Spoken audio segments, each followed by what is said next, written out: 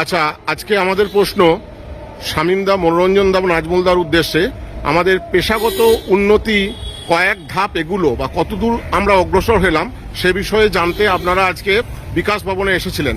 তো বিকাশ ভবন চত্বর থেকে বা বিকাশ ভবন আধিকারিক সঙ্গে দেখা করে আপনারা কি উত্তর পেলেন সেটা যদি একটু বলেন তাহলে খুব ভালো হয়। আচ্ছা, ঠিক আছে। সাথী পশ্চিমবঙ্গের সমগ্র শিক্ষা মিশনের যে সমস্ত কর্মীরা আছেন সবাইকেই অভিনন্দন জানিয়ে আমরা আমাদের সমগ্র শিক্ষা বাঁচাও মঞ্চের পক্ষ থেকে কয়েকটি কথা আপনাদেরকে আমরা বলছি। প্রথমত জানেন যে আমরা ধারাবাহিক লড়াইয়ে দীর্ঘ 23 সাল থেকে 24 সাল থেকে 25 সাল থেকে ধারাবাহিক লড়াই, সেই লড়াইয়ের ফলস্বরূপ 27শে সেপ্টেম্বর আমাদের একটা ফাইল, বেতন সংক্রান্ত ফাইল, তারা নবান্নে যায়। কিন্তু দুর্ভাগ্যের বিষয় হচ্ছে কোনো একটা অজ্ঞাত কারণে সেই ফাইল আবার 26 অথবা 27 ফেব্রুয়ারি নবান্নে থেকে ফাইলটা ব্যাক করে। আমরা আজকে গতকাল ফোন করেছিলাম আধিকারিককে, তিনি আসতে বলেছিলেন। আজকে হাইকোর্টের জরুরি কাজ থাকাকালীন তিনি বেরিয়ে গেলেন। আগামীকাল 1:30টার সময় আসতে বলেছেন। আমরা আবার আগামীকাল 1:30টার সময় এখানে আসব। এই ফাইল কেন ব্যাক করলো, বেতন বৃদ্ধি কোথায় এসে অন্তরায় হলো, কোন বিচ্ছিন্নতাবাদী আন্দোলনে এই বেতন বৃদ্ধি অন্তরায় করালেন, তার জবাব আমরা চাইব আগামীকাল। তার জন্য আজকে আমরা এখানে এসেছি। আমরা বারবার বলেছি যে যৌথ যুক্ত আন্দোলনের শেষ কথা, কিন্তু কেউ কেউ তারা মনে করছেন যে ঐক্য নষ্ট করে ভুল পথে পরিচালনা করা। আমি আবার বলছি সমগ্র শিক্ষা বাঁচাও মঞ্চের পক্ষ থেকে যে যুক্ত আন্দোলনেই পারে একমাত্র দাবি আদায়ের রাস্তা। আগামীকাল আধিকারিকদের সাথে কথা বলে পরিষ্কার আমরা ব্যাখ্যা করে দেব। আমি আবার বলছি পরিষ্কার ব্যাখ্যা করব। কালকে 1:30টার সময় আসতে বলেছেন, আমরা আসবো আগামীকাল। আমরা বেতন বৃদ্ধি কেন হলো না, কোন জায়গায় আটকালো, তার জবাব আমরা আগামীকাল নেব। এই হচ্ছে মূল বিষয়। ধন্যবাদ মনোরঞ্জন বাবুকে। এরপর আমার প্রশ্ন হচ্ছে শামীম বাবুর উদ্দেশ্যে। শামীমদা, আপনি বলতে গেলে এক প্রকার অতটা এখন আর কিছু আশাবাদী আপনাকে দেখছি না যে বেতন বৃদ্ধির ব্যাপারে বা হবে কি হবে না সে বিষয়ে কোনো নিশ্চয়তা আমি দেখছি না। তাই আপনি আজকে দেখলাম যে এখানে কর্মচারী ফেডারেশন ইউনিয়নের সঙ্গে কথা বলে হয়তো নতুন করে ইপিএফ এক্সামশন মামলাটা শুরু করতে চাইছেন। তো এবারে ইপিএফ এক্সামশন মামলাটা কিভাবে কেমন করে হবে সে বিষয়ে যদি আপনি একটু কিছু বার্তা দেন তাহলে খুব উপকৃত হয়। বিষয়টা হচ্ছে, মনোরঞ্জন দা রয়েছেন, নাজমুলও বলেছেন যে এই মামলায় সর্বতভাবে ওনারা হেল্প করবেন, সাহায্য সহযোগিতা করবেন। সেই সাথে রাজ্য প্রকল্প দপ্তরের যারা কর্মচারী রয়েছেন তারাও কিন্তু সাহায্য সহযোগিতা করবেন বলে আজকে প্রতিশ্রুতিবদ্ধ হলেন। আমরা একটা গুগল শিট সার্বিকভাবে সবার জন্য পাঠাবো। সেই গুগল শিটে তারা ফর্মটা পূরণ করবেন। আমরা সার্ভে করে নেব যে কতজন আমাদের সঙ্গে, আমাদের এই আন্দোলনের সঙ্গে যুক্ত হতে চাইছেন। যারা হারিয়ে গেছেন অর্থাৎ রিটায়ার্ড করেছেন, অবসর গ্রহণ করেছেন, তারা কতজন আমাদের সঙ্গে এই আন্দোলনের সঙ্গে যুক্ত হচ্ছেন। সেই সাথে কতজন কর্মচারী যুক্ত হচ্ছেন, কতজন পার্শ্ব শিক্ষক যুক্ত হচ্ছেন, আমরা একটা সার্ভে করে নিচ্ছি। এই সার্ভে করে নেওয়ার পর আমরা তাদের মতামতের ভিত্তিতেই আমরা আমাদের আন্দোলনকে সাজাবো এবং এই লড়াই আমাদেরকে জিততে হবে। আচ্ছা, আমাদের সঙ্গে আছেন এমএসকে এসএসকে আমাদের প্রতিনিধি, দাদা নামটা একটু জানুন। হ্যাঁ, নুরুল আনোয়ার সাহেব। তো আমাদের যে বর্তমান অবস্থা, যে আমাদের বিভিন্ন প্রয়াসের ফলেও এখনো অবধি কোনো বেতন বৃদ্ধির আভাস পেলাম না, সে বিষয়ে আপনার কি বক্তব্য? দেখুন, আমরা প্রথম থেকেই আমরা এমএসকে এসএসকে প্যারাটিতা শিক্ষা বন্ধু সব যে আমাদের যুক্ত ঐক্য মঞ্চ, সেই মঞ্চকে রেখেই আমরা সবাই বঞ্চিত।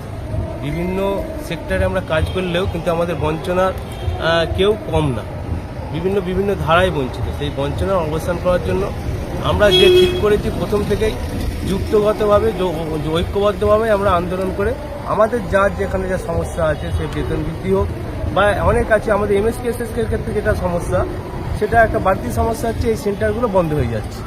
সেখানে শিক্ষক নিয়োগ হচ্ছে না হওয়ার ফলে অনেক এসএসকে এমএসকে বন্ধ হয়ে যাচ্ছে। সেই জায়গায় যাতে আগামী দিন সেই প্রশ্নেও আমরা আমাদের বেতন বৃদ্ধির সাথে সাথে আমাদের আন্দোলন সংগ্রামের সাথে যৌথভাবে কর্মসূচি রাখতে পারি নিশ্চিতভাবে আমরা পরবর্তী সময়ে যা বিভিন্ন যে আমাদের উইংস আছে সব উইংস একসঙ্গে বসে আবার আগামী দিন আমরা আরও কর্মসূচি কিভাবে কি কালকে যে মনোরঞ্জনবাবু শামীমবাবু বললেন যে কালকে আমরা একটা বুঝতে পারবো কি কারণে কেন হলো, তাকে সামনে রেখে আমরা বসে আবার আগামী দিন কী করে বৃহত্তর আন্দোলন করে আমাদের সমস্যাগুলো সমাধান করা যায় তার উদ্যোগ নেব। এই কথা বলে সবাইকে অভিনন্দন জানিয়ে শেষ করলাম। আচ্ছা, আমাদের শিক্ষা বন্ধুর তরফ থেকে উপস্থিত আছেন, আর আপনার নামটা বলবেন? মনোজ ব্যানার্জি। মনোজবাবু, তো আপনি আমাদের আগামী দিনের মানে আন্দোলন বা আমাদের পরবর্তী কর্মপদ্ধতি সম্বন্ধে কি বলতে চাইবেন? যুক্ত আন্দোলনেরই পথ। যত সরকার শোষণমূলক কর্মসূচি নেয়, সর্বত্র আমরা যে অভিজ্ঞতা আছে, আমরা যে অভিজ্ঞতা সঞ্চয় করছি, যুক্ত আন্দোলন ভাঙলে এটা সরকার নাদ পেয়ে যাচ্ছে, সরকার আরো কৌশলী হয়ে যাচ্ছে। আর যুক্ত আন্দোলনে সরকারের কৌশলকে ভাঙতে পারে। আমাদেরকে যে শোষণ বঞ্চনা করছে এটা একটা কৌশল। রাজ্যের যারা শিক্ষাবন্ধু সবাই চলে যাচ্ছে, মানে রিটায়ার্ড হচ্ছে, সবাই শোষণ বঞ্চনার শিকার। শুধু শিক্ষাবন্ধু নয়, সর্বত্র এত কম বেতনে কাজ করা। স্বাভাবিকভাবে আজকের দিনে আমাদের ঐক্য আন্দোলন, যে ঐক্য আন্দোলন আমরা করছি, সেই ঐক্য আন্দোলনের সাফল্য আসবে। আগামীকাল যে মনোরঞ্জনবাবু বলেছেন, আসার কথা বলেছেন, যারা আধিকারিক তাদের কাছ থেকে আমরা যা জানবো এবং তাদের থেকে আমরা আগামী দিনে আমাদের পথ আমরা খুঁজে নেব। এটাই হচ্ছে আমাদের যুক্ত আন্দোলনের। সবাই মাইনে বাড়ুক, আমরা সেটাই চাই। সংসার কারোই চলছে। ধন্যবাদ আপনাকে। এরপর আমরা আসবো নাজমুল বাবুর কাছে। আচ্ছা নাজমুল বাবু, আপনি হয়তো জানেন যে নির্বাচনী বিধিনিষেধ হয়তো কিছুদিনের মধ্যে লাগু হতে চলবে, কারণ নির্বাচনী ঘন্টা যে কোনো সময় বেঁচে যাবে। তাই মনে হচ্ছে যেন আমরা খুব একটা সুফল আমাদের যে বিভিন্ন দাবি দেওয়া আন্দোলন থেকে পাবো বলে মনে হচ্ছে না। তাহলে কি মনে করছেন যে এখন আগামী 2 মাস বসে না থেকে কি আমরা কি কেসের প্রতি হাঁটবো বর্তমানে? সে বিষয়ে আপনার মত কি? আচ্ছা, প্রথমে সকলকে শুভেচ্ছা জানিয়ে কতগুলো কথা এখন আপনাদের কাছে রাখতে চাই বা আপনাদের গভীরভাবে ভাববার জন্য অনুরোধ করছি। আপনারা জানেন যে আমরা যে সমগ্র শিক্ষা বাঁচাও আন্দোলনের যে যৌথ আন্দোলন, সেই যৌথ আন্দোলনের প্রেক্ষাপটে ধারাবাহিক লড়াই, দীর্ঘ 2 বছর যাবত লড়াই মানে ফল হিসাবে বা লড়াইয়ের একটা চাপে কিন্তু রাজ্য সরকার একটা আমাদের জন্য বেতন বৃদ্ধির ফাইল প্রস্তুত করেছিলেন এবং আমরা প্রবল সম্ভাবনার জায়গায় পৌঁছে গেছিলাম। কিন্তু জানি না কোনো এক অযাচিত কারণ হোক আর সরকার বা দপ্তরের আভ্যন্তরীণ কোনো বিষয় হোক, সেই ফাইলটা আজকে কিন্তু আবার নবান্ন থেকে এই যে দপ্তরে অর্থাৎ শিক্ষা দপ্তরে ব্যাক করে এবং সেই বিষয়ে আমরা কিন্তু বিগত 23 তারিখে আমাদের যে আন্দোলন ছিল, সেই আন্দোলনের পরবর্তী আমরা আধিকারিকদের সঙ্গে কথা বলেছিলাম এবং তার নিরিখে আজকের সেই ধারাবাহিকতা আজকেও আমরা এখানে এসেছিলাম। কিন্তু সংশ্লিষ্ট দায়িত্বপ্রাপ্ত আধিকারিক তার অন্য মানে সরকারি কাজ থাকা, হাইকোর্টে তার একটা ব্যস্ততা থাকে, তিনি বেরিয়ে গেছেন। তবু যতটুকু সময় দিয়েছেন কথা বলেছি, আগামীকালও তিনি আমাদেরকে আসতে বলেছেন। সুতরাং আপনাদের কাছে এই চ্যানেলের মাধ্যমে বা এই সমাজ মাধ্যমের মাধ্যমে জানাতে চাই যে আমরা লড়াইয়ে ছিলাম, লড়াইয়ে আছি, লড়াইয়ে থাকবো এবং আমাদের লড়াই শেষ মুহূর্ত অবধি চলবে। কিন্তু এখন যে ঘটনাটা ঘটে গেছে, অর্থাৎ নির্বাচনী নির্ঘণ্ট, এটা তো ভারতবর্ষের মানে পার্লামেন্টারি সিস্টেমে নির্বাচনী নির্ঘণ্ট বেজে গেলে আর কিছু করার থাকে না, কিছু পাওয়ার থাকে না। কিন্তু তাই বলে তো আমরা বসে থাকতে পারি না। গণতান্ত্রিক রাষ্ট্র ব্যবস্থা, আমাদের লড়াইটা একদিকে রাজপথের লড়াই, একদিকে আদালতের লড়াই এবং আমাদের যে পেশাগত যে বঞ্চনা, পেশাগত যে সমস্যা, সেই সমস্যাগুলো কিন্তু আমরা কে এসএসকে, কে এমএসকে, কে প্যারাটিচার, কে শিক্ষাবন্ধু কেউ নয়। আমাদের কিন্তু বঞ্চনার প্রশ্নে, বঞ্চনা নিরিখে সকলেই একটা পরিচয়, আমরা বঞ্চিত। সুতরাং এই বঞ্চনাকে আমরা মুক্ত করার জন্য আমরা যৌথ আন্দোলন সংগঠিত করেছিলাম। সেই বঞ্চনাকে মুক্ত করার জন্য আমরা আদালতের লড়াইয়ে যাবো এবং যৌথভাবে যাব।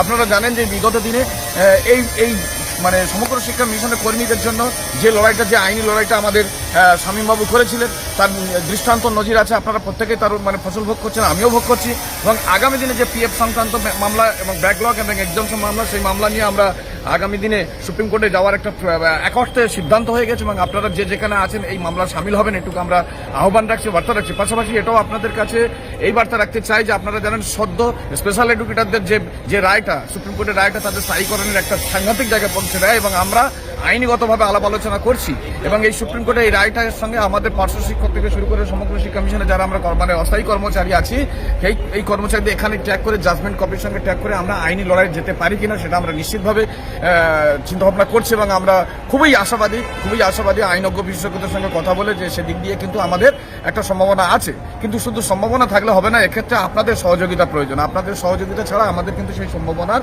শিখরে পৌঁছানো সম্ভব নয়। সুতরাং আপনারা সামগ্রিকভাবে ইপিএফ মামলা বলুন, এবং আপনারা জানেন যে সঞ্জয় ঘোষ যে লড়াইটা চলছে, এবং এই আগামী দিনে যে স্থায়ীকরণের যে মামলাটা, প্রত্যেকটা মামলায় কিন্তু আপনাদের প্রত্যেককে এগিয়ে আসতে হবে। এই স্বার্থটা শুধু যারা মামলাকারী তাদের একার নয়, এই স্বার্থটা সকলের। কারণ সকলকে এই আগামী দিনে রাস্তার লড়াই, এই নির্বাচন যতদিন চলবে, নির্বাচন প্রক্রিয়া এবং আগামী নতুন সরকার গঠন অবধি এই যতদিন চলবে, আমরা এর মধ্যে আমরা আইনি লড়াইটা যাতে সুস্পষ্টভাবে এবং স্মুথলি এগিয়ে নিয়ে যেতে পারি, সেজন্য আপনাদের সকলের ঐকান্তিক সহযোগিতা, হার্দিক সহযোগিতা এবং আর্থিক সহযোগিতার জন্য বিশেষভাবে আহ্বান রাখছি। এবং এই সংক্রান্ত বিষয়ে আমরা চাই আগামী দিনে ব্লক লেভেলে, জেলা লেভেলে আমরা জেলা ধরে ধরে বসে আইনিগতভাবে যারা উৎসাহী এবং উদ্যোগী, যারা এই কেস পার্টি হতে চান বা যারা আসতে চান, প্রত্যেককে নিয়ে আমরা যৌথভাবে আমরা এই লড়াইটাকে, আইনি লড়াইটাকে একটা বৃহত্তর আইনি লড়াই নিয়ে যাবো। এই জন্য আপনারা সর্বতভাবে এগিয়ে আসুন। ধন্যবাদ। ধন্যবাদ।